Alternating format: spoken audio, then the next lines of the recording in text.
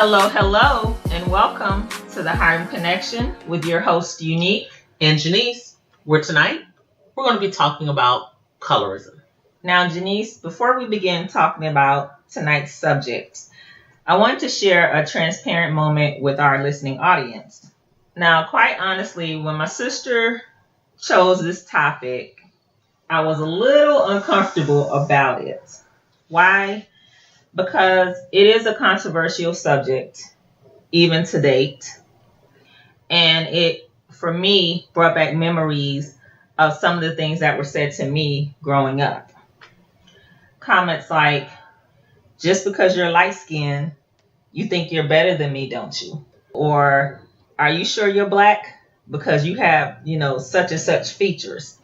And that's just some of the tame things that were said to me. There were other things I'm not even going to talk about. But just being younger, those comments had an impact on me for a very, very long time. Now, moving forward with tonight's discussion, I wanted to share the definition of colorism. And it basically states that prejudices, attitudes, and or discriminatory acts against people based on the color, shade, or tone of their skin. And that got me to thinking, well, is there really a difference between colorism and racism? So as much as I like to look up definitions, I looked up the definition of racism.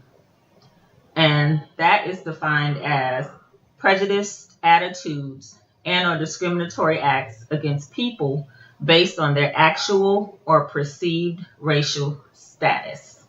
With that being shared, Janice, what are your thoughts on the contrast or similarities between both of those definitions?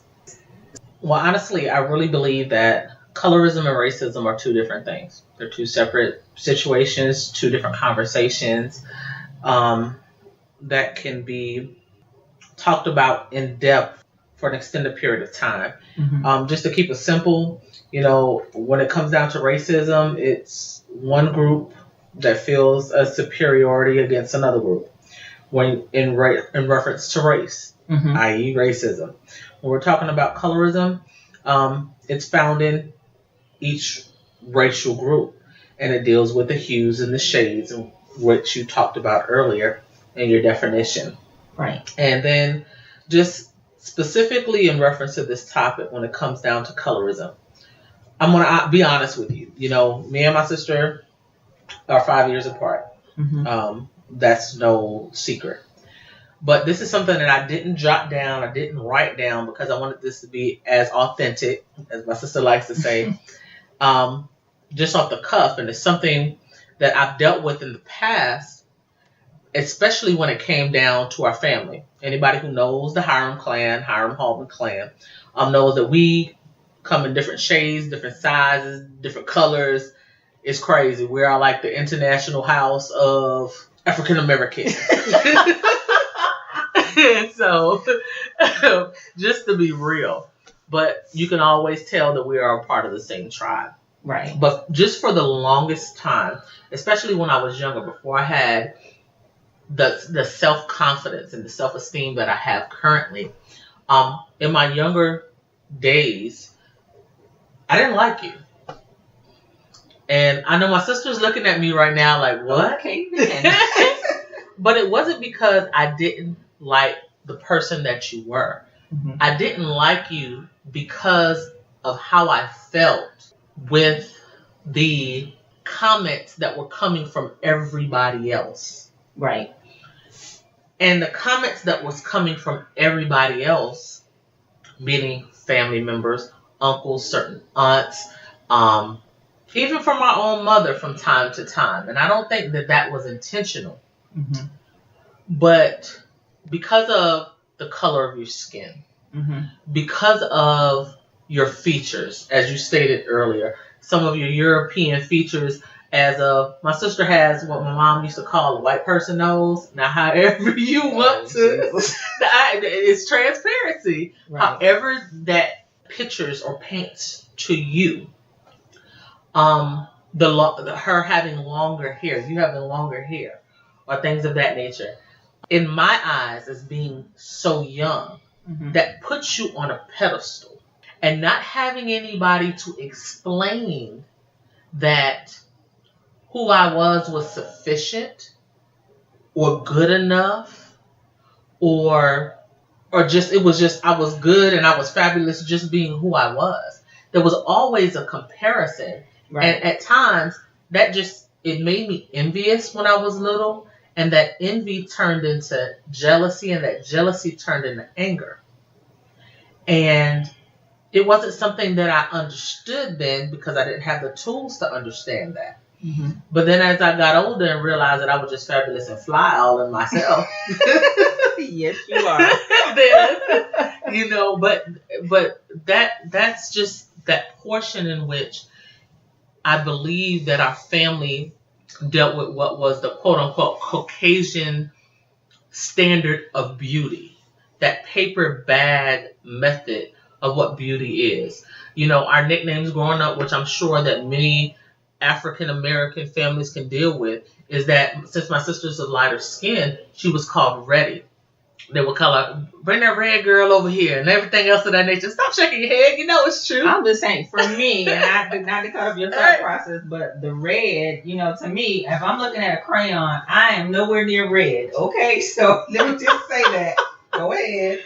And they would call me Blackie and be like, tell that black girl to come on over here. And it was mad crazy because, it's not what you say, but it's also how you say it. Right. And the way that they said it, me being dark-skinned or having a wider nose or whatever, it just made me feel some type of way because the way they said it made it feel like it was wrong.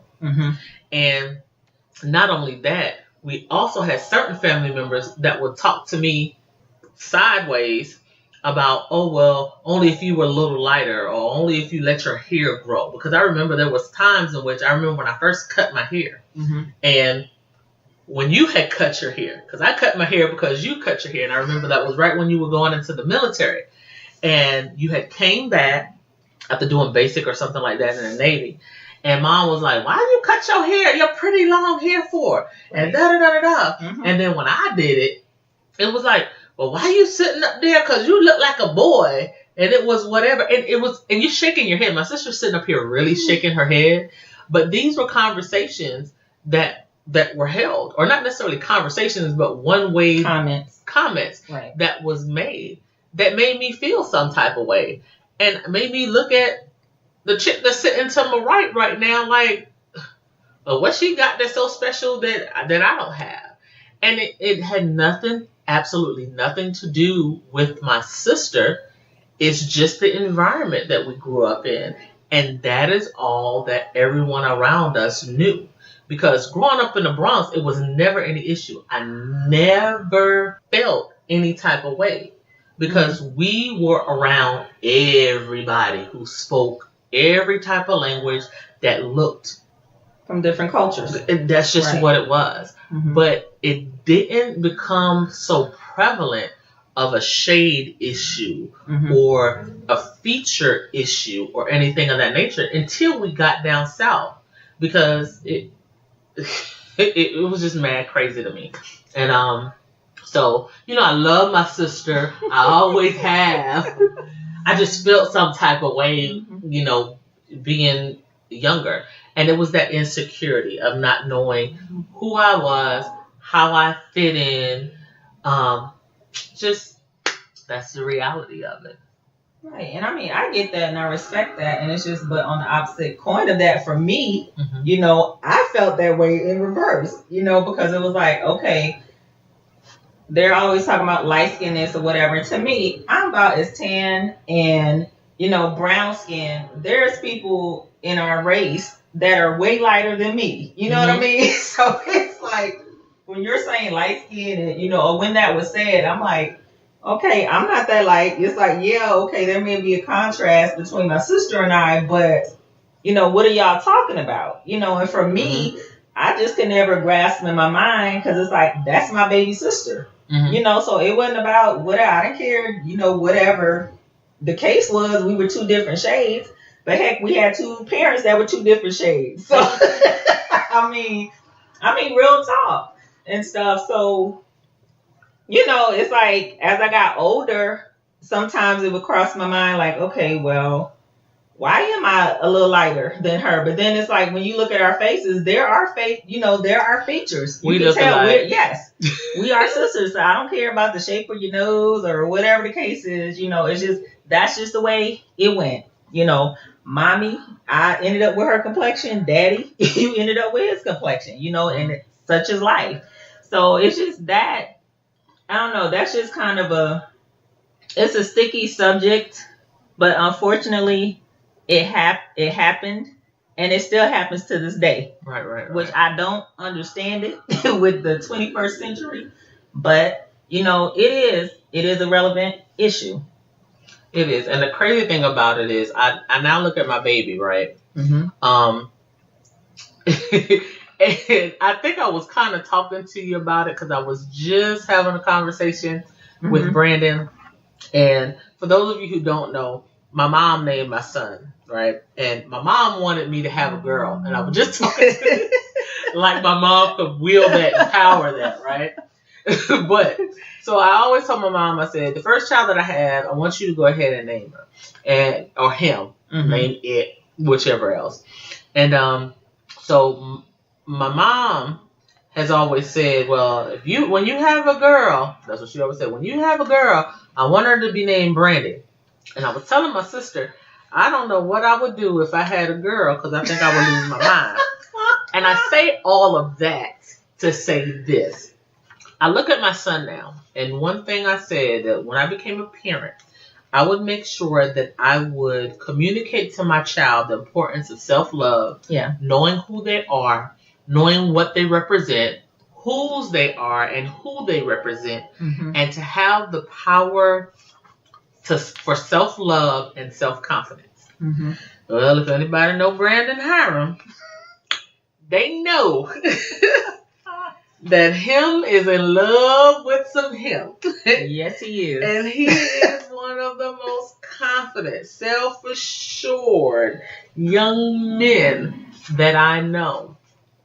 And I wonder at times, because he looks at himself in the mirror and tells himself how handsome and how a beautiful spirit that he has every morning. That's something that I practice to him. And he knows that he doesn't need anybody's justification. Mine, my sisters, my late mother's, anybody. He doesn't need anybody's co-signing him that he is great all within himself. And I wonder at times that if I did have that little girl that would be named Brandy Nicole, whether or not she would have that same confidence, especially in today's society. Yeah. And so just because of the different shades, and anybody see the pictures of my son, he's a couple of shades darker than me. And it's a wonderful thing that he has that much confidence and reassurance in himself that he is just perfect the way that he is, wide nose and all. And that he is. Yeah, but no, and that was a good conversation. Like I said, I was really, really struggling with this podcast because it was like, okay, she wants to talk about what? But it's, like I said, and before we go into break, it is a relevant topic and it's a relevant conversation, and it's one that needs to be had, and not because it's going to cause dissension, but because it needs to be brought to the forefront, and people need to have honest conversations about it. Because it can be challenging, especially within your own race. With that being said, we're going to take a quick break, and we'll be right back to talk more about colorism.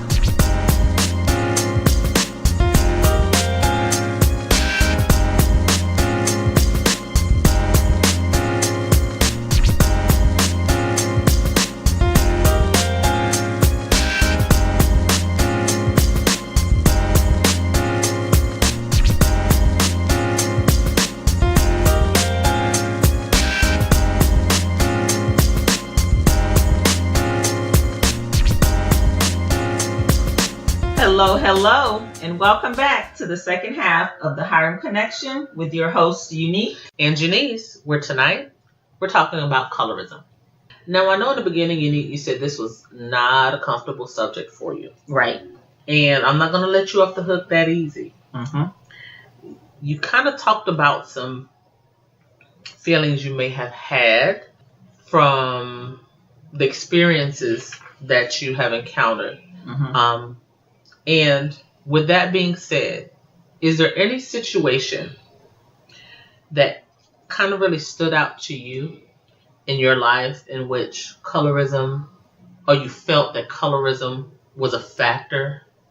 And outside of the family dynamic, I know that's something that I talked about because that was my experience. Right. But now being a little bit more seasoned, older, is there a situation that you can relate back to?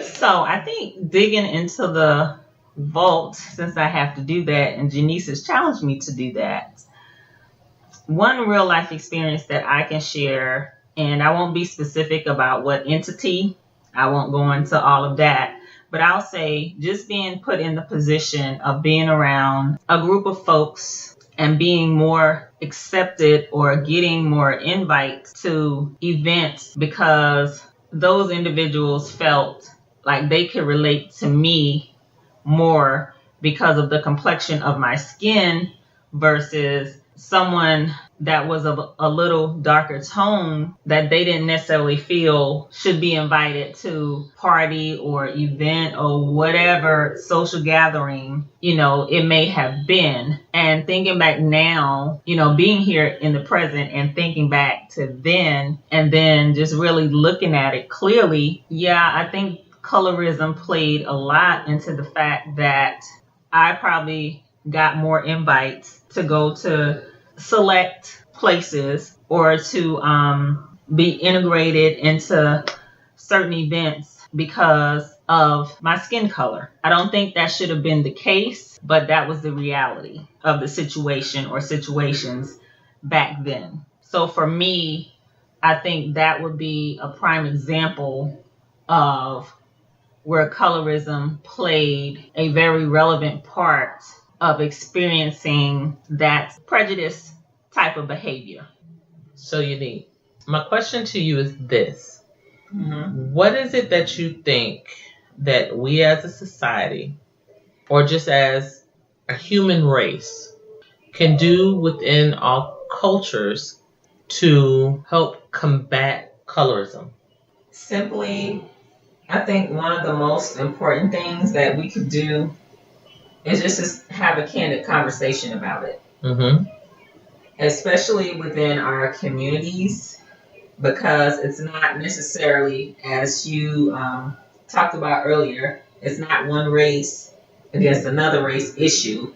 It's an internal one, and it's hurtful, and it's real. So I think the fact that we always want to advocate for change in regards to racism, I think it's equally, if not more important, to advocate for change concerning colorism. Just simply have that conversation. Talk about it. Don't hide it. It's real. It's happening. So we need to figure out as a community what we need to do and not just sweep it under the rug. Right. Well, everyone, we've come to the conclusion of another episode of the Hiram Connection. We're so excited that you were here to join us, and we look forward to have you tune in next week. And as we always end our podcast and say, real sisters, real talk. Bye. The Hiram Connection is all over social media. We are currently on Facebook, Instagram, Twitter, and YouTube. We would like to thank those who are already following us and encourage those who are getting to know us through this podcast to connect with us because we are very interactive on social media.